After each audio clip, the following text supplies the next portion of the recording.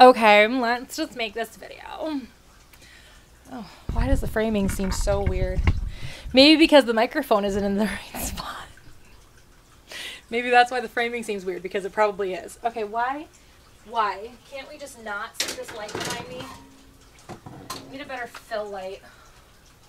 I need a better fill light. Okay, I need better lights in general. Okay, here we go. Let's just get started.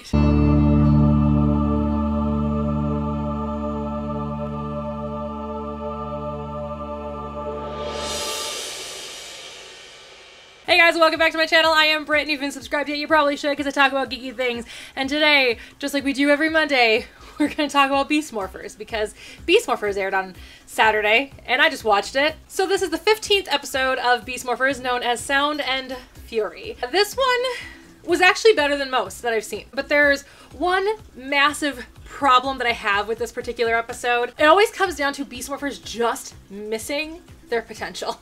Every time. If you guys want to miss the entire recap because you want to watch the episode as it airs for you, or whatever you want to do, if you haven't seen it yet and you don't want spoilers, just go to this timestamp right here. Otherwise, I will be spoiling the whole episode for you. So this episode opens up with Nate and Zoe doing an interview for Nate's new lab assistant, and this girl named Megan, which I only found out, I think, towards the end of the episode. Did they even give her a name at the beginning of the episode? I may have missed it, I don't know, but I found out towards the end, and I finally crossed out girl with Megan in one spot to remind myself that her name is actually Megan. This girl, Megan, is super into the idea of being in the lab. She currently works with the Zords, and she wants to be in the lab, so she's trying to get this job. Ben and Betty are messing around with these brand new weapons that Nate is creating, because, you know, I would have Ben and Betty in the lab at this point with how much crap they pull. But no. Anyway, they make a mess, like normal, because it's funny, and this Megan girl, who turns out to be a real creep, says that you need a lab assistant with actual experience because these two are a mess. Where's the lie? Kind of on her side at this point.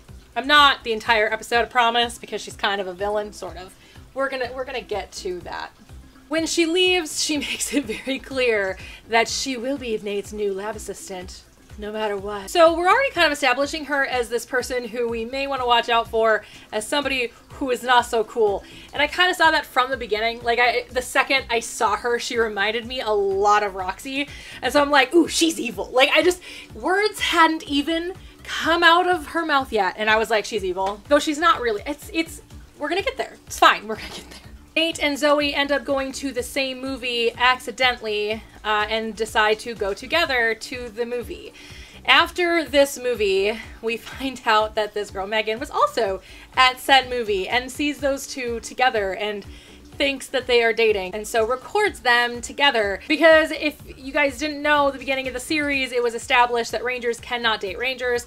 This was kind of a main driving point at the very beginning, before Zoe was even going to be the Yellow Ranger, back when it was going to still be Roxy as the Yellow Ranger, because she and Ravi were dating, and Ravi was breaking up with her because Rangers can't date Rangers, and it was kind of Roxy's way of trying to, like, convince him. She was trying to convince him to ignore that rule and they could still date in secret, but then of course she becomes the evil avatar that is Roxy and becomes an evil Yellow Ranger versus a good Yellow Ranger, which is what leads Zoe to becoming the Yellow Ranger. Anyway, if you guys haven't seen the first episode, that's how it kind of goes.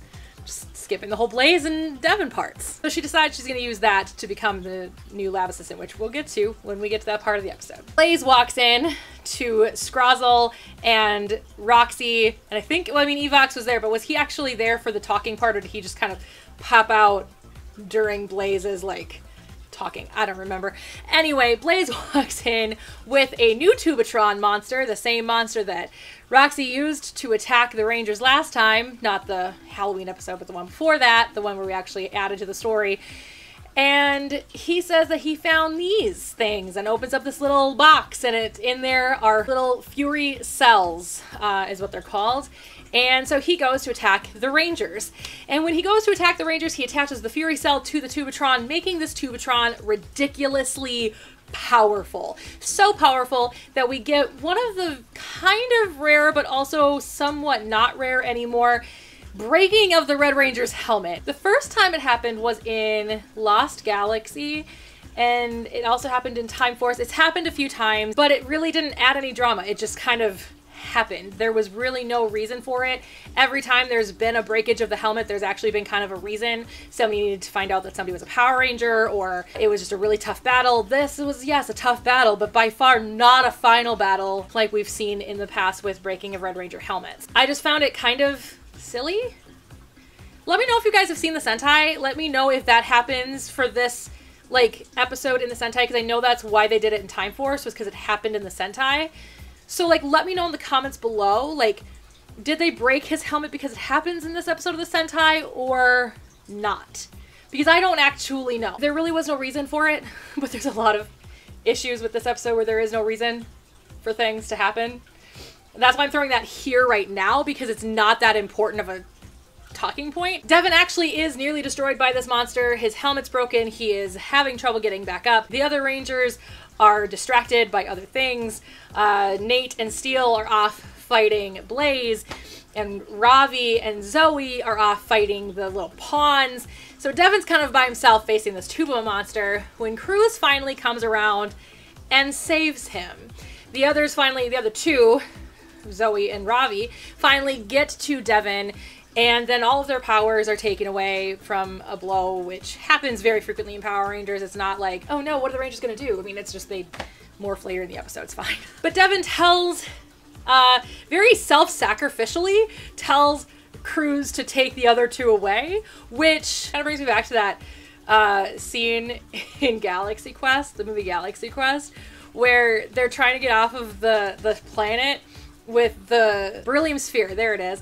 They're trying to get off the planet with the beryllium sphere, and Jason Nesmith, played by Tim Allen, he like just somehow stays behind, and you get Alexander Dane, who's played by Alan Rickman, screaming out the window, "Oh, right, it's always about you now, isn't it?" That's how I felt in that moment. I'm like, this is so like unnecessarily like self-sacrificial. Like, there's no reason. Jason Nesmith was in that ship, but no, he had to be the hero. Same thing with Devin. Like, there was no reason. Devin also didn't have powers. Devin should have also have been retreating. There was literally no reason. Again, this episode's whole theme is there is literally no reason. Nate and Steel are able to get Steel was able to get one of the Fury cells away from Blaze. And so Blaze escapes with two, and Nate and Steel return to the base with one.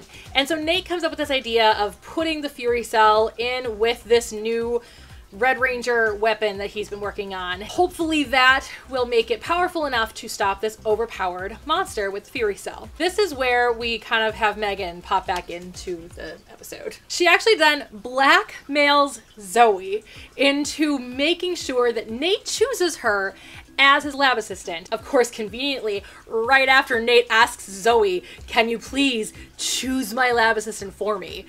Since she sat in on the interviews and he feels like she's better at like picking humans, I guess, than Nate. Nate can't use his knowledge to do that. Can you tell? Like, I like this episode, don't get me wrong, but there are just some things about it that I'm just like, the writing could have been so much better. So Megan uses this video that she took of the two of them, Zoe and Nate, on this date, and says, "Hey, I'm gonna tell the commander about this if you don't have him pick me as his new lab assistant." So of course Zoe falls under this blackmailing and chooses her, which then all of a sudden this Megan decides she wants to destroy Nate. Anyway, so she sees that these marks, that these calculations are really high.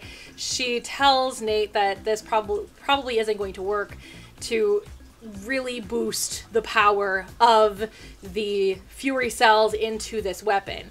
So he tells her to put half of a bottle of the Morphex into the weapon and go from there. She pours the whole dang thing in and then blames Nate for nearly killing Ben and Betty.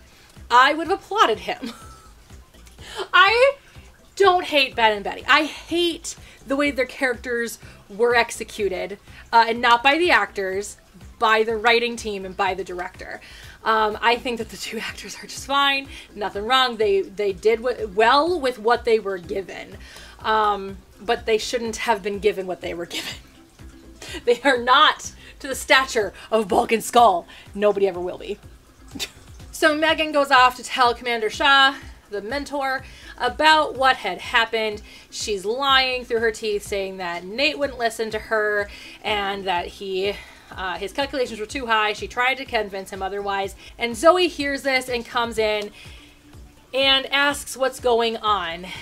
And then Nate comes barging in, expressing that he had found out what actually had happened, that she used the entire bottle and not half like he had told her to. This turns into this very, very high school drama crap, which I don't enjoy, but it's fine, where finally Zoe admits that she was being blackmailed. Then, of course, Megan uses that to say that those two are dating. Nate is just trying to not kill people. Okay, that's not high school drama, but still. Commander Shaw stands up for her Rangers and fires Megan from Morph X completely and tells her to leave. And so she does. And we never see her again. It is then that the Tubatron attacks again, and the Rangers, like a lot of times, again, this is another theme to this episode, is just like in almost every other single season of Power Rangers, this same thing happened. It's called creativity. Give it a try. The Rangers have to go into battle with an untested weapon. This happened in like the second season of Power Rangers, man. Was it the second season? Yeah, it was Putty on the Brain. I do remember the names of some episodes. Putty on the Brain was the first time they'd done this, and I can remember going into battle with an untested weapon, and of course there are complications to that every time. This one has a lot less, but we're gonna get into that. So they go into battle, and Devin decides to use this Red Fury, whatever they were gonna call it. Devin is able to destroy the Tube Monster all by himself, but the others are all injured, so Devin has to then go out and defeat the Gigadrone by himself in the Zord.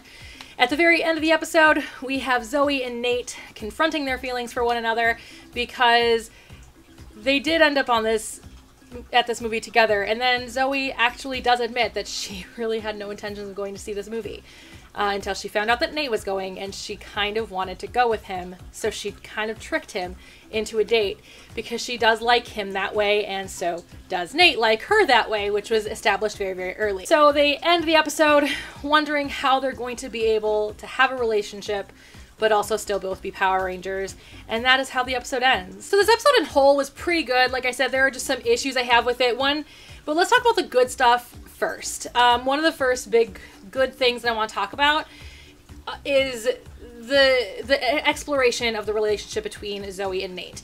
This is both a good and a bad thing, only just because I do like that relationship. I think that those two actors do have good chemistry. I think that the two characters together would be very, very cute. And it was established very early that Nate had feelings for Zoe. Really, we haven't had much exploration. It was kind of like one of those moments where it's like, oh yeah, that's right. We did establish that Nate had feelings for her at the very beginning of the show. But they haven't explored that since. Like, it hasn't been stolen glances. There haven't been, moments where they're, in an awkward moment, or places where Nate feels like something's at risk and so he wants to tell her how he feels, or Zoe, same thing. There really hasn't been any exploration since that first episode, or first something episode. I don't remember. I talked about it in my first impressions video, and I think I'd seen 3 episodes at that point. So one of the first 3 episodes, we did establish that very early on. And I don't know, I think that it's a good thing overall because I do like when they incorporate love stories into Power Rangers. Certain seasons, I'm glad they don't. Like SPD, there really isn't a love story, which I really appreciate about SPD. But then again, in something like Time Force, we have basically the entire show is about a relationship, and I like how it goes about it. So it's going to be interesting to tell as this now explores further, because now we have established that they have feelings for each other. They've said it to each other. So they can't ignore it anymore. So it'll be interesting to see what direction they decide to take that relationship and how well it's done.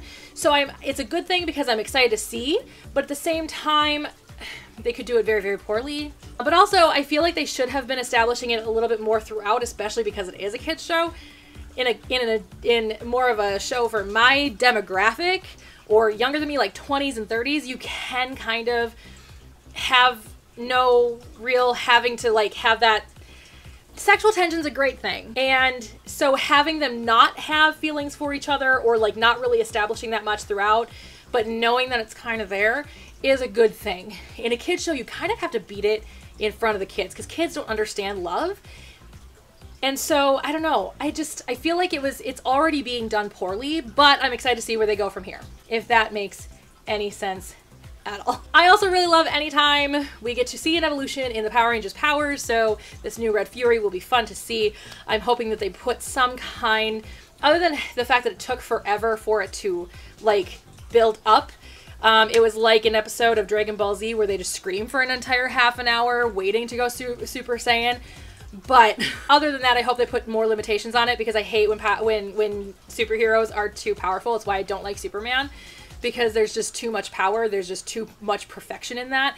And so I don't like when there's no limitation. So I'm hoping they put some good limitation on him and on that power, other than the fact that it took forever for it to actually power up, which maybe it's only limitation, but we'll see what happens going forward.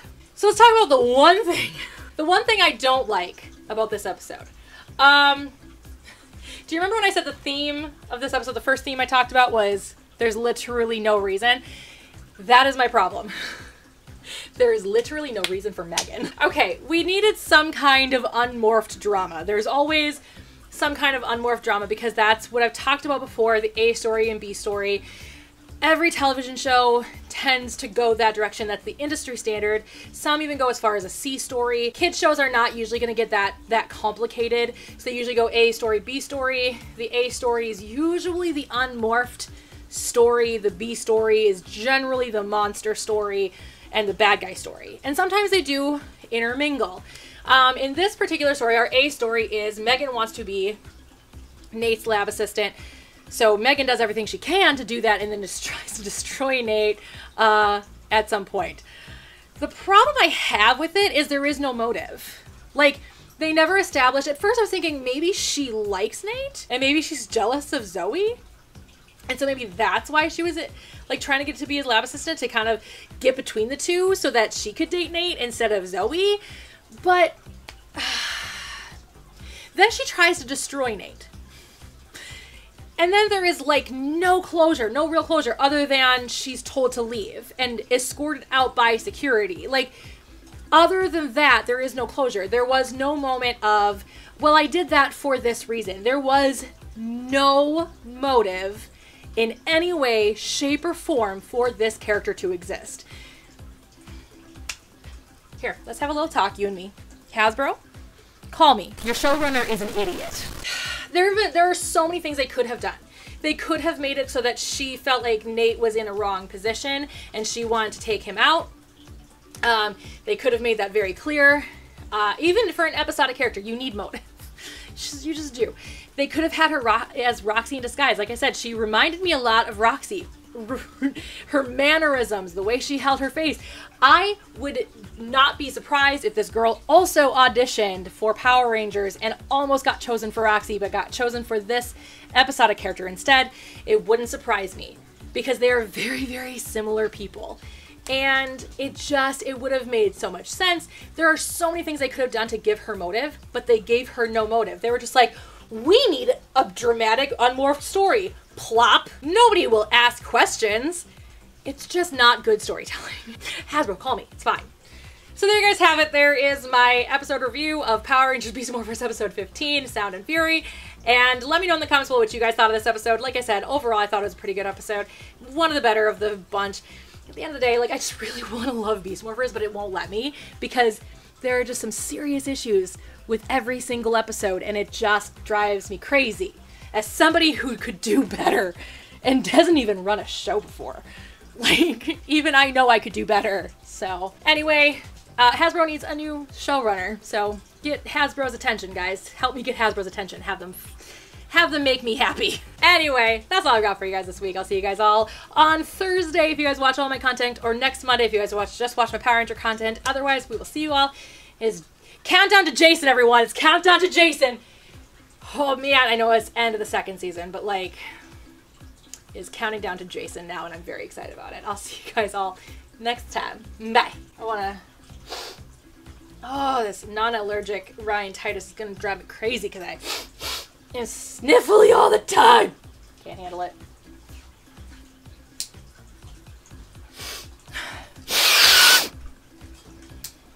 If I have to suffer, then you guys do too.